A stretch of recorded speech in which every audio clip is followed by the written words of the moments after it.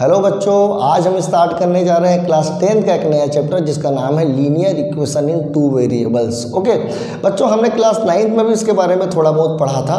इससे पहले क्या कर लेते हैं, उससे रिकैप कर लेते हैं, उसके बाद फिर देखते हैं कि क्लास 10 में एक्चुअली में हमको क्या पढ़ना है। ओके तो क्लास 9 में आपने देखा था कि linear equation in two variable किसे बोलते हैं। ओके तो linear equation in two variables linear equation in two variable वो इक्वेशन होता है जो ax plus B Y plus C बराबर 0 के फॉर्म में लिखा हुआ हो। ये हमने क्लास 9 में पढ़ा था कि linear equation in two variable का एक्चुअली में डेफिनेशन क्या होता है। तो डेफिनेशन ये होता है कि वो इक्वेशन जो ax plus B Y plus c is equal to 0 के फॉर्म में लिखा हुआ हो उसे हम लोग क्या बोलते हैं, linear equation in two variables बोलते हैं। अच्छा, इसे linear equation in two variable क्यों बोला जाता है, इसके बारे में भी थोड़ा बात कर लेते हैं। तो लीनियर इक्वेशन इसको बच्चों इसलिए बोला जाता है क्योंकि जो इसका डिग्री है वो किसके बराबर है, 1 के बराबर है। किसके बराबर है, 1 के बराबर।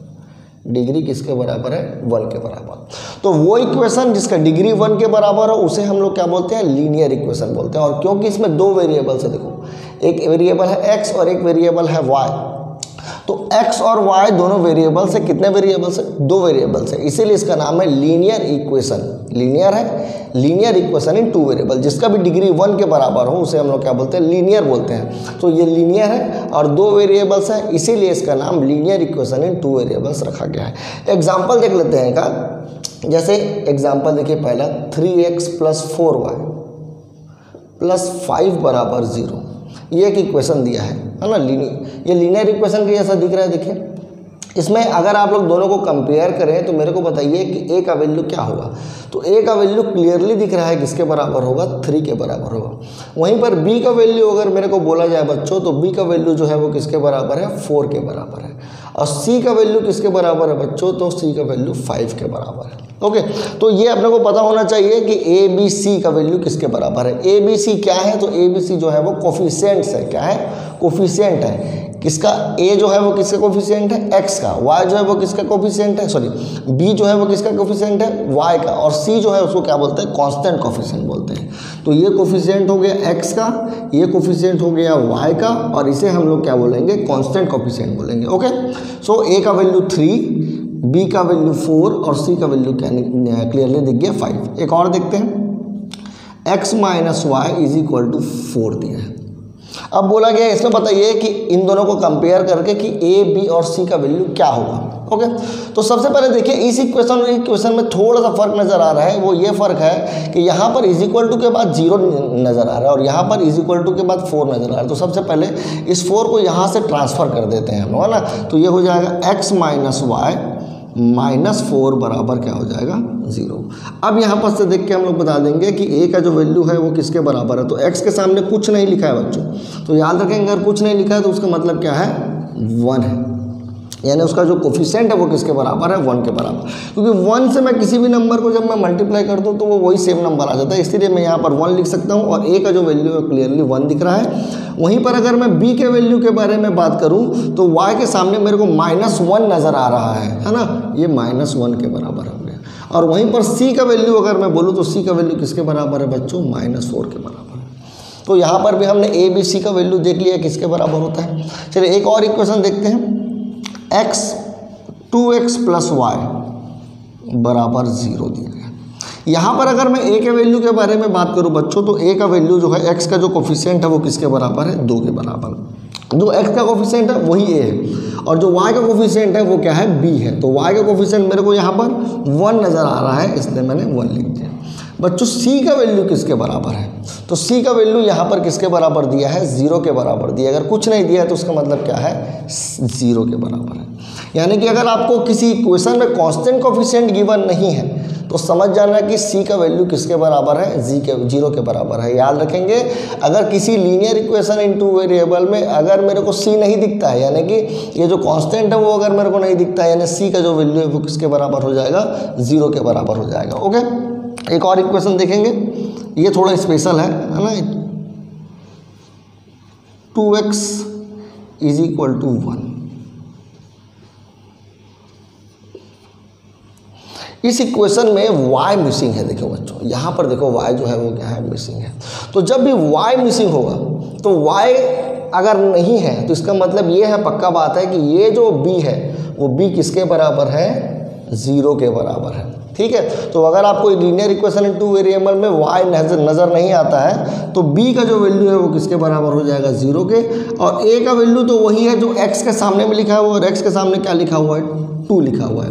और वहीं पर c का वैल्यू किसके बराबर, तो c का वैल्यू 1 के बराबर नहीं है बच्चों। पहले इसको ट्रांसफ़र करेंगे इस तरफ, क्योंकि 0 के राइट हैंड साइड यानी उस तरफ जो है वो हमेशा 0 लिखा होना चाहिए, यहाँ पर 0 नहीं लिखा है, इसलिए 1 को ट्रांसफ़र करेंगे तो इस तरफ किसके बराबर आ जाएगा, -1 के बराबर आ जाएगा।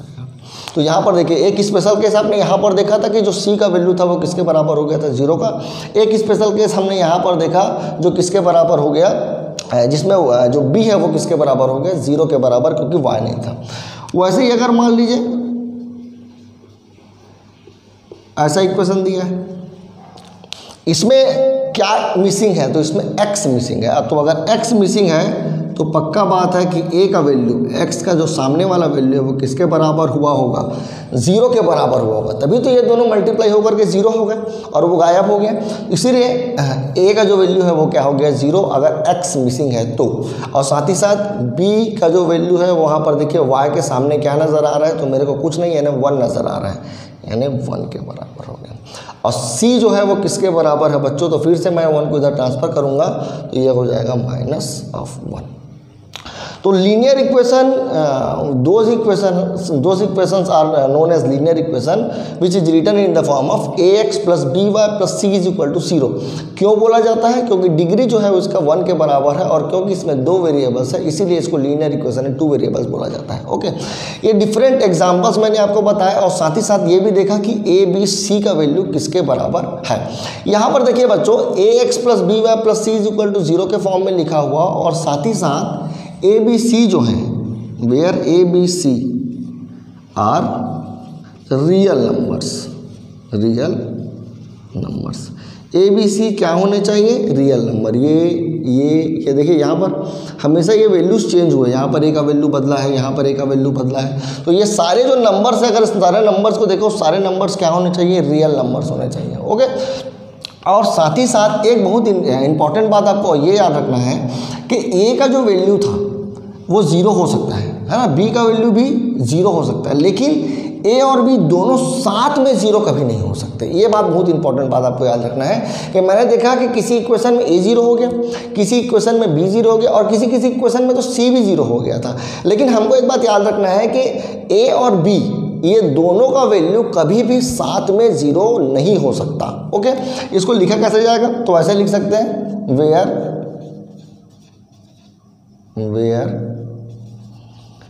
a, b is not equal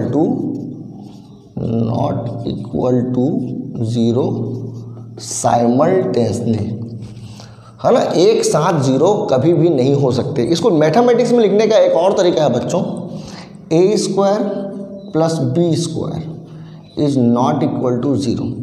देखो बच्चों, a² + b² जो है वो 0 के बराबर, दोनों का जो सम है वो 0 के बराबर सिर्फ एक ही कंडीशन में हो सकता है बच्चों, जब a और b दोनों 0 हो। और यहाँ पर मैंने क्या लिखा है, a² + b² is not equal to 0, यानी कि a और b दोनों का वैल्यू एक साथ 0 नहीं हो सकता। वेरी इंपॉर्टेंट बात याद रखेंगे, linear equation are those equation which is written in the form of ax + by + c is equal to 0, where a b c are real numbers and a b is not equal to 0 simultaneously, एक साथ 0 के बराबर नहीं हो सकता। या तो फिर हम लोग ये लाइन भी लिख सकते हैं, a² + b² is not equal to 0, और ये a² + b² is equal to 0 तो तभी होगा जब दोनों का दोनों 0 हो साथ में, और नॉट इक्वल टू 0 यानी कि दोनों का दोनों 0 नहीं होने चाहिए। ओके, तो याद रखेंगे लीनियर इक्वेशन इन 2 वेरिएबल्स के बारे में, ये सब हमने क्लास 9 में भी स्टडी किया था। ओके, इसी में एक और चीज़ भी स्टडी किया था हमने क्लास 9 में, solution of linear equation, solution of linear equation in 2 variables, in 2 variables. जैसे मेरे पास एक इक्वेशन है, सपोज करते हैं x + y = 4। ये एक linear equation in two variables है बच्चों, जिसमें ए का वैल्यू 1 के बराबर दिख रहा होगा, बी का वैल्यू भी 1 के बराबर दिख रहा होगा और सी का जो वैल्यू है वो -4 के बराबर दिख रहा होगा।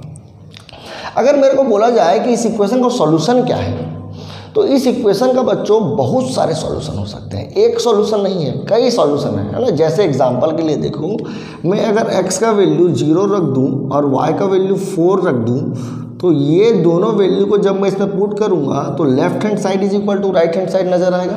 यानी कि ये जो दोनों वैल्यूज हैं ये इसको क्या करेंगे, सेटिस्फाई करेंगे। क्या करेंगे, सेटिस्फाई करेंगे। तो 0 और 4 एक सॉल्यूशन हो गया। अगर वहीं पर मैं x का वैल्यू 4 ले लूं और y का वैल्यू 0 ले लूं तो भी ये इक्वेशन को सेटिस्फाई करेगा। तो एक सॉल्यूशन मेरे को और दिख गया।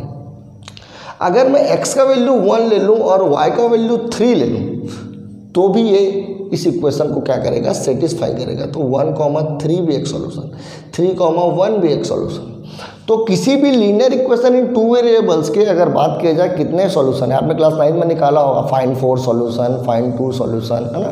कभी कभी बोला जाता है क्वेश्चन में फाइंड 4 सॉल्यूशन, 4 सॉल्यूशन निकालो। हमने क्या करते थे, x का वैल्यू पुट कर देते थे और y का वैल्यू निकाल लेते थे, तो एक सॉल्यूशन मिल जाता था हम लोग को। तो किसी भी लीनियर इक्वेशन टू वेरिएबल के अगर सॉल्यूशन के बारे में बात करें तो कितने सॉल्यूशंस होते हैं, इनफाइनाइट सॉल्यूशन होते हैं। कितने सॉल्यूशन होते हैं, इनफाइनाइट सॉल्यूशन होते हैं। तो linear equation in two variables के कितने सॉल्यूशन होंगे, इनफाइनाइट सॉल्यूशन। कितने सॉल्यूशन होंगे, इनफाइनाइट सॉल्यूशन। और ये सारे जो इनफाइनाइट सॉल्यूशन है उसको हम लोग क्या करते थे, ग्राफ में प्लॉट करते थे, है ना। ग्राफ में प्लॉट करते थे, सारे पॉइंट को ग्राफ में हम लोग क्या कर देते थे, प्लॉट कर देते थे और एक लाइन बन जाता था ग्राफ में, ऐसा कुछ लाइन बन जाता था। ये एक स्ट्रेट लाइन बना। तो हमको दो चीज़ यहाँ पर से क्लियर हो गया। क्या चीज़ क्लियर हो, पहला कि किसी भी लीनियर इक्वेशन के कितने सॉल्यूशंस होते हैं, तो देयर आर इनफाइनाइट सॉल्यूशन। और ग्राफिकली लीनियर इक्वेशन जो है वो क्या रिप्रेजेंट करता है, तो ग्राफिकली जो linear equation in two variable है वो क्या रिप्रेजेंट करता है, एक स्ट्रेट लाइन को रिप्रेजेंट करता है। ग्राफिकली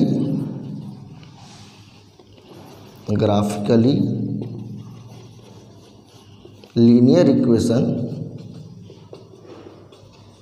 रिप्रेजेंट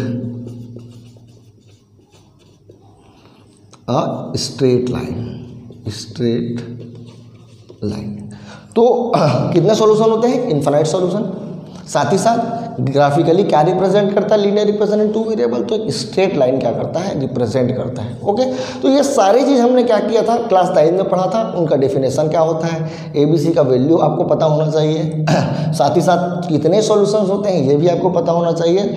और साथ ही साथ ये भी पता होना चाहिए कि ग्राफिकली लीनियर इक्वेशन जो है वो क्या रिप्रेजेंट करता है। ओके, अब इस साल क्लास 10th में अपने को क्या स्टडी करना है, तो इस साल अपने को linear equation in two variables नहीं स्टडी करना है। हमको क्या करना है, इस क्लास 10th में pair of linear equation in two variable study करना है। Pair of linear equation in two variables.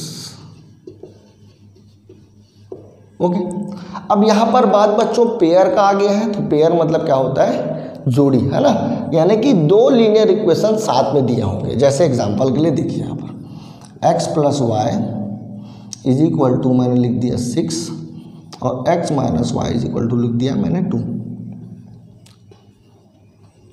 ठीक है, तो ये एक पेयर है ना।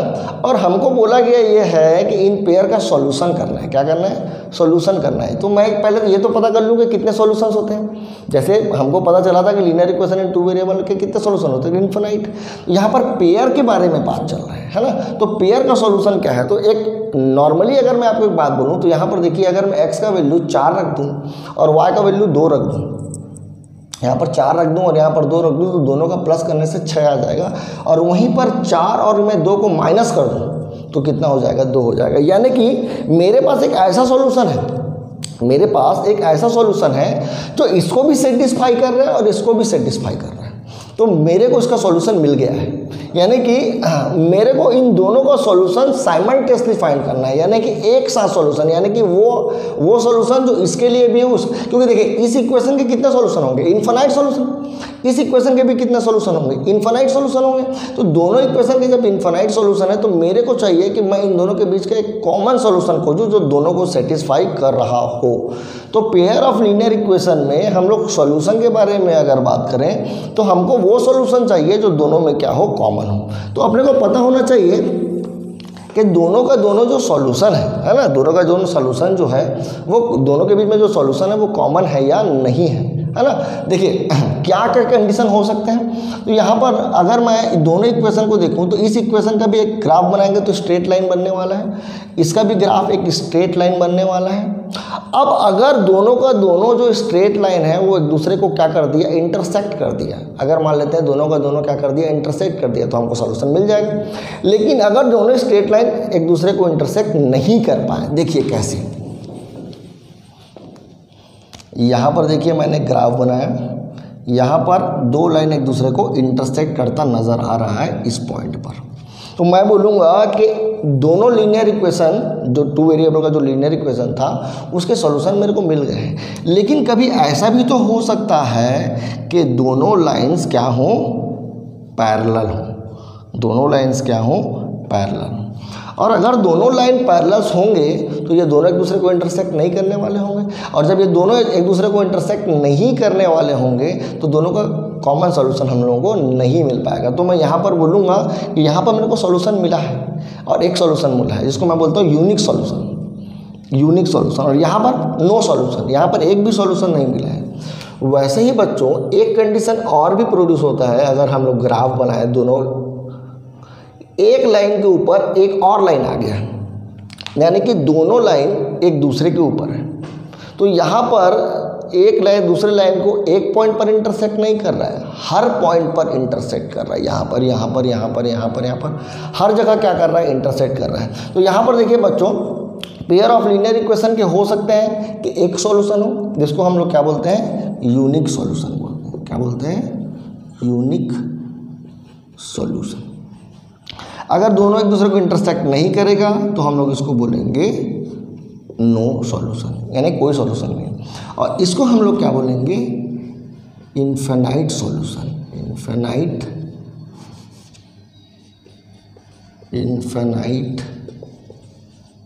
सॉल्यूशन, या फिर बोल सकते हैं हम लोग मेनी सॉल्यूशन। ठीक है, इनफाइनाइट सॉल्यूशन भी बोला जा सकता है, मेनी सॉल्यूशन भी बोला जा सकता है। क्लियर है बच्चों। तो linear equation in two variables के बारे में हमने क्लास 9 में पढ़ा था कि इनफाइनाइट सॉल्यूशन होते हैं। लेकिन pair of linear equation in two variable में अगर दो लीनियर इक्वेशन साथ में दिए हैं तो ये तीन कंडीशन हो सकता है कि वो यूनिक सॉल्यूशन हो, यूनिक सॉल्यूशन हो यानी एक पॉइंट पर इंटरसेक्ट करें, हो सकता है कोई सॉल्यूशन ना हो, दोनों के दोनों ग्राफ एक दूसरे के पैरेलल हो, और हो सकता है कि हर पॉइंट पर इंटरसेक्ट कर रहा हो, तो हम लोग उसको बोलेंगे इनफाइनाइट सॉल्यूशन।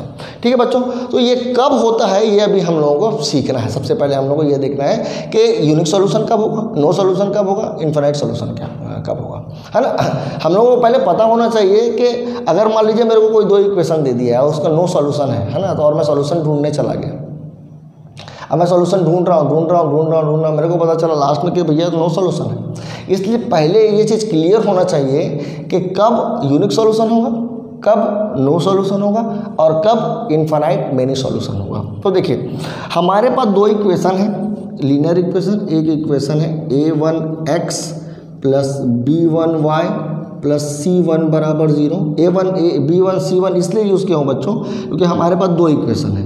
तो इसको मैं a2x plus b2y plus c2 बराबर क्या लिख लेता हूँ, 0 लिख लेता हूँ। तो हमारे पास ये दो इक्वेशंस गिवन है। इन दोनों इक्वेशन में कब यूनिक सॉल्यूशन होगा, कब नो सॉल्यूशन होगा, और कब इनफाइनाइट सॉल्यूशन होगा, ये हम लोगों को क्या करना है, देखना है। तो हम लोग ये देखने के लिए सिंपली हम लोग ये कोफिशिएंट्स को देखेंगे। ये कोफिशिएंट देखेंगे, इन एक्स के कोफिशिएंट, वाई के कोफिशिएंट और कांस्टेंट कोफिशिएंट। तो उसके लिए आपको ए बी सी का वैल्यू देखना पड़ेगा। अगर मान लीजिए बच्चों a1/a2 जो है वो बराबर नहीं हुआ b1/b2 के, अगर दोनों का रेशियो निकाला मैं a1 a2 का और फिर b1 b2 का रेशियो निकाला, अगर दोनों का रेशियो बराबर नहीं हुआ तो मैं बोल दूंगा कि वो कौन सा सॉल्यूशन है, यूनिक सॉल्यूशन है ना। So a1/a2 is not equal to b1/b2 is a unique solution. तो पहले हम लोग ये करके देख लेंगे, फिर हमको पता चल जाएगा कि हाँ भाई ये यूनिक सॉल्यूशन है, उसके बाद फिर हम लोग सॉल्यूशन ढूंढने चला जाएंगे। ठीक है, सॉल्यूशन कैसे ढूंढना है इसके बारे में हम लोग आगे बात करेंगे। ओके, अभी सबसे पहले देखते हैं कि यूनिक सॉल्यूशन कब होगा, तो जब a1/a2 is not equal to क्या हो, b1/b2। साथ ही साथ नो सॉल्यूशन कब होगा, तो नो सॉल्यूशन में याद रखेंगे बच्चों a1/a2 जो है वो बराबर हो जाएगा b1/b2, लेकिन ये बराबर नहीं होना चाहिए c1/c2 के। बराबर हो जाए b1/b2 के, कोई दिक्कत की बात नहीं, लेकिन c1/c2 को भी चेक करेंगे कि कहीं वो तो बराबर नहीं है। अगर वो बराबर दिख गया, यानी कि वो भी अगर बराबर दिख गया, a1/a2 बराबर हो गया b1/b2 के और वो भी बराबर हो गया c1/c2 के, तो वो बन जाएगा infinite many solution. a1/a2 is equal to b1/b2 is equal to c1/c2। यानी कि अगर तीनों के तीनों रेशियो बराबर हो गए, a1/a2 b1/b2 c1/c2 तीनों बराबर हो गए, तो इन्फिनिटी मिनी सॉल्यूशन, बहुत सारे सॉल्यूशंस होंगे। अगर a1/a2 बराबर हो गया b1/b2 के, लेकिन अगर वो बराबर नहीं है c1/c2 के, तो वो क्या हो जाएगा, नो सॉल्यूशन हो जाएगा। और a1/a2 is not equal to b1/b2, अगर दोनों बराबर नहीं है तो ये क्या हो जाएगा, c1। तो बहुत सारे इक्वेशंस हम लोग देख सकते हैं एग्जांपल के लिए, और एग्जांपल के लिए चेक कर सकते हैं कि यूनिक सॉल्यूशन है या नहीं। जैसे एग्जांपल देखिए, x + y is equal to 4, x - y is equal to 1। यहाँ पर देखिए a1 a2 a1 की जगह भी 1 है, a2 की जगह भी 1 है, 1/1 करते हैं। यहाँ पर देखिए 1 है और यहाँ पर -1 है, तो 1/-1। ये तो 1 के बराबर हो और ये -1 के बराबर हो। 1 और -1 क्या दोनों बराबर होते? नहीं, तो इसका एक यूनिक सॉल्यूशन होगा। ठीक है, और अगर बराबर हो जाते तो फिर मैं चेक करता कि वो c1/c2 के बराबर तो नहीं है ना। तो सबसे पहले ही अगर शुरू में ही बराबर नहीं हुआ a1/a2 b1/b2 के, तो क्लियरली बोल देना है कोई यूनिक सॉल्यूशन। एक और चीज़ याद रखेंगे बच्चों, दो वर्ड का और इस्तेमाल किया जाता है, एक को बोलते हैं कंसिस्टेंट है, और एक को बोलते हैं इनकंसिस्टेंट है।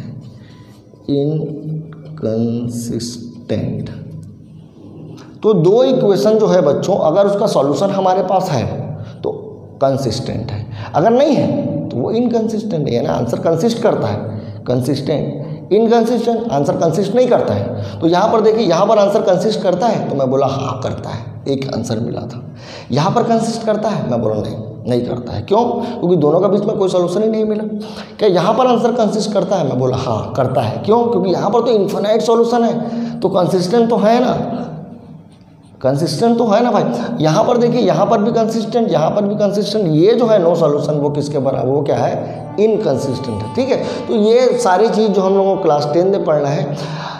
आगे के वीडियो में हम लोग बात करेंगे कि कैसे किसी दो लीनियर इक्वेशन अगर गिवन हो तो उसका सॉल्यूशन कैसे फाइंड करते हैं। अभी ये खाली बेसिक था ये जानने के लिए कि linear equation in two variable किसे बोलते हैं, और pair of linear equation in two variables के सॉल्यूशन क्या क्या कैसे कैसे हो सकते हैं।